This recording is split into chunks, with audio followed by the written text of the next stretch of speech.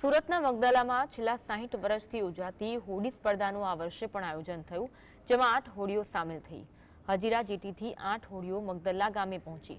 સ્પર્ધામાં સામેલ બોટ હવાના માધ્યમથી ચાલતી હોય છે, તેમાં કોઈ પ્રકારના યાંત્રિક સાધનોનો ઉપયોગ કરાતો નથી। હોડીની સ્પર્ધા જોવા માટે ઓએજીસી બ્રિજ પર મોટી સંખ્યામાં સુરતીઓ ઉમટી પડ્યા। હોડી સ્પર્ધામાં પ્રથમ ક્રમાંકે આવનાર હોડી સંચાલકોને ₹31,000નું ઇનામ આપવામાં આવ્યું। આ વર્ષે સાંઈ જ્યોતિ બોટ વિજેતા બની। મોરાની જાત્રા પૂર્ણ કરી ઘરે આવવા માટે ગામવાસીઓ હોડીની રેસ લગાવતા હતા।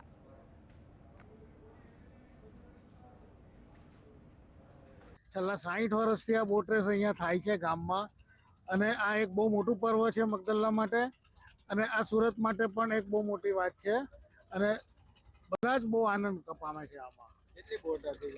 આજે ભાગ લીધેલી 8 બોટે। વચ્ચે અહીંયા રેસ ચાલુ થઈ, પણ વાતાવરણ બહુ જ ખરાબ હતું। જેની જગ્યાએ 12 બોટ હતી, એની જગ્યાએ ફક્ત 8 બોટે રેસમાં ભાગ લીધો, અને ગણેશભાઈ પાછા કરીને જેમની બોટ છે એમની બોટ આજે વિજેતા બની છે।